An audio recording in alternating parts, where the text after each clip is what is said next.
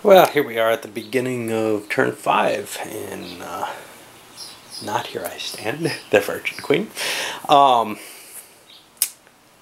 out the cards, and there's really a heavy variance. The Germans are still down at their 3 cards, which has to be painful. They don't have a lot they can do. Maybe they can trade those mercenaries and get something. But for the most part, I don't think that's going to be very easy. I think they've got to give them to the Spaniards to save their bacon, basically. Otherwise, Turks falling behind, down to 4 cards now. No real gain there. But the Spaniards sitting up here with 6. No treasures, though. Their treasures fell last time. That's kind of a painful situation for them. I think they're weaker overall. Get rid of these +1 card markers. See, the Protestants having a good deal of cards. They've got to do something and try to get into play over there with the Huguenots. I have not been using them. Now they have Maurice of Nassau coming on, but they have both Henry and Coligny. They're not using either of them.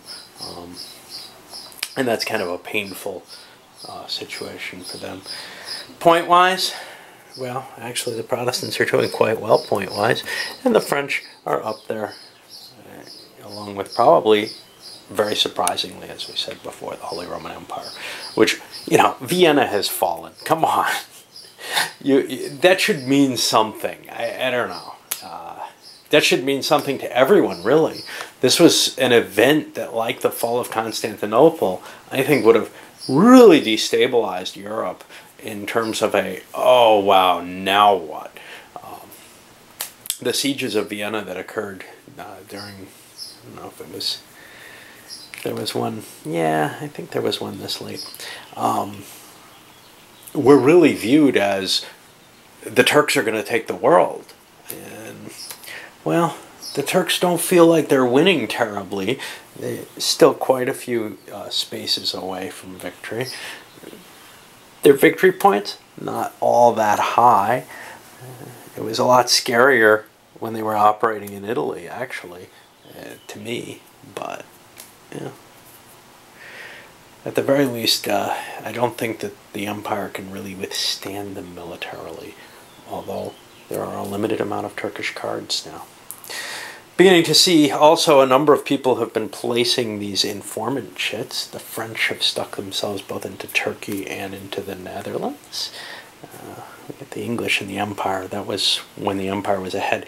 This is sort of a way that you can screw with somebody who's in the lead. If somebody jumps to the lead and you have an informant on them, you can do things over here on the gain intelligence, for example. You can do the assassinations too, but gain intelligence, you can pull away either some of their cards or something along those lines. That's kind of maybe the only way to affect some people that you don't have direct military access. It's a big difference from Here I Stand, where you might not be able to do a thing about someone. I know as the Protestants, I was sitting in a situation where I couldn't do much about the Turks in one game, except, this was actually the game I won, except try to convince everyone else, hey, Turkey's a real problem here. Alright. Not sure how Portugal gets it. We've got Portugal in the game now. I'm not sure how it or some of these others like Venice are liable to come into play. Maybe I'm missing something, but I don't think there's an easy way to trigger these diplomatic events to happen. Maybe there's a role I don't get. Anyway, both Venice and Portugal, and Ireland, who had a revolt card that I didn't play, have been kind of not really involved in the game. Not much came out of the diplomacy phase this time, not too surprisingly. The Spaniards and the Holy Roman Empire concluded their pact, an alliance, marriage between Rudolph and Isabel Clara Eugenia. Now this is going to lose the patronage card, which is a shame, but that's life. However, it gives a different bonus on patronage with her if Rudolph becomes the ruler. So, that should be kind of interesting. The other side, of things that kind of happened. We've got not much going on here. Nobody wanted to make peace. And most interestingly, the Brits are considering, I think this is going to be their plan for a turn, to move in against the Protestants and try to maybe gain Antwerp or something, because they're not far from victory. Now, nobody else knows what their goal is here, and everybody's kind of forgetting that they're at war because there's not much, apparent they can do, but they have a strong naval presence and can push their way into the Netherlands and maybe steal a win that way. All right, I'll put our marriage claim up here and see what happens. And otherwise, we just do the spring deployments. Well, there's a typo that I'm sure is covered somewhere online. The colony table gives results for 2 through 3, 5 through 8, 9 through 11, 12 or more. There's a big missing 4 there, and I had 2 4s this turn. Darn. My guess is that it's 4 through 8, no effect. I'm not going to look it up. I think that's more likely. I'm sure there's a rat on it, but just kind of a little uh-oh. I'm in the midst of spring deployment.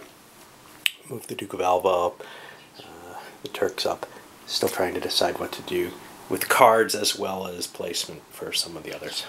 And as is often the case in this game, the early plays are really kind of the exciting ones. For the Turks, not so much. They were out of position due to their spring deployment. They had to do it that way to pick up all the troops they had left here. So now they're positioned themselves in Vienna, getting ready for an attack on Prague. Spaniards. Don't remember what they did.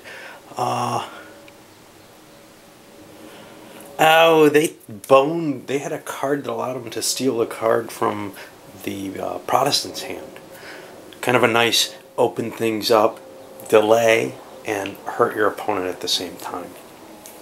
For the English, they sailed across and started besieging Dunkirk. Pushed their navies out and then walked across. French, some counter-reformation type activity. Actually, they had an auto-play card. I don't remember which one it is. This Papal Bull, which they used to sponsor themselves an artist. The idea here is the game's not entirely a military or economic one. Unlike, Versailles, you've got these kind of random things like the marriages, like the patronage, etc. How much do I like them? How much do I dislike them? I don't know.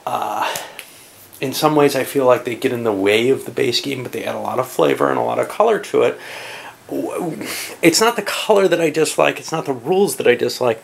It's actually how much effect they have on winning the game, kind of. I don't mind so much in something like Universalis if you're following some goal, like sinking a bunch of money into Versailles. That's kind of cool. But here, it could end the game early. It could end up with a situation where, oh my God, he's winning. The Empire looks like it's doing very well, even though physically on the map they're not. And that makes me kind of weird in a sense that I don't mind if they win. I think I mind that I see this and that it's so obvious what's going on. I don't know. Just weird, random thoughts there. Okay. Let's see, speaking of which, let's go to the Empire, and they, of course, didn't have much to do. They built a bunch of troops to make both Augsburg and Prague a lot harder to take. They're going to force the Turks to really invest hard if they want to keep pushing forward with their successes. They don't have a leader. They don't have any way of really combating the Turks.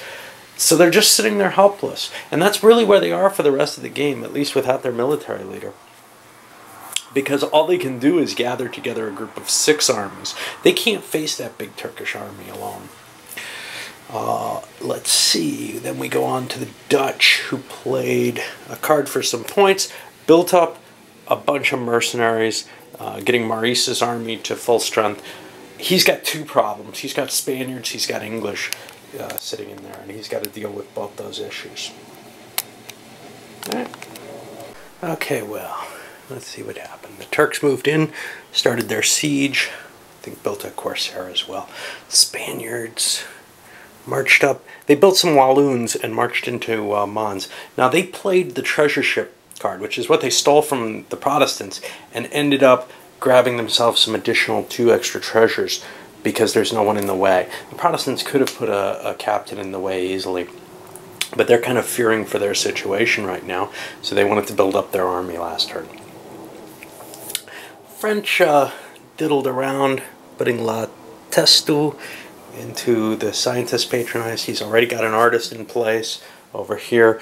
He's just trying to squeak out victory points at this point. He doesn't think he can get the automatic victory off of any of this, so he's got to kind of play for the long term here. He gets points each turn he holds France. Thinks things look very good if he can maintain a balance of power, because there's no Protestant revolt going on. Forgot about the English. They moved into Dunkirk, and they actually took Dunkirk this turn and marched into Ghent. Germans patronized an artist, and then the Dutch, Maurice, came marching down, fought Norreys in Ghent, and pretty much demolished his army. There goes that whole English expedition to the Netherlands. And now Maurice still has more troops, I think, than the Duke of Alba, so he may be able to chase off all these enemies, freeing William up to maybe capture that last key, which will be worth some points. Here's the thing, though. The Protestants can't win an automatic victory. It has nothing to do with the Netherlands keys. It has only to do with the French keys. They have to convert all 5 of those in France. And that's a pretty tough order to play, as long as France is not in the midst of a war with someone. We'll see how it goes. We may still see some kind of challenge to French rule. Without it, I think this is kind of, a very skewed game, but there you have it. All right, onward. I forgot to mention on the Turkish turn, they had to play this mandatory event, putting Rudolf II in charge. Now, Prague is now the capital of the empire. Moving that out of Vienna. Hey, that's clever. And that's about it. He's a slightly better leader, but I don't know how much that's going to help.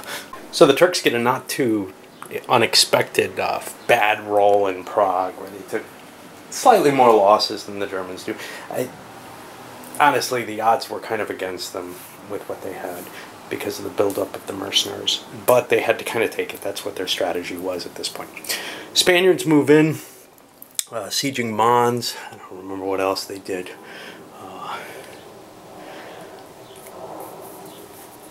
Did not attract, or finished the siege of Mons. They did not attract an action by Maurice. I don't know what. Oh, I think they built more Walloons up to face Maurice.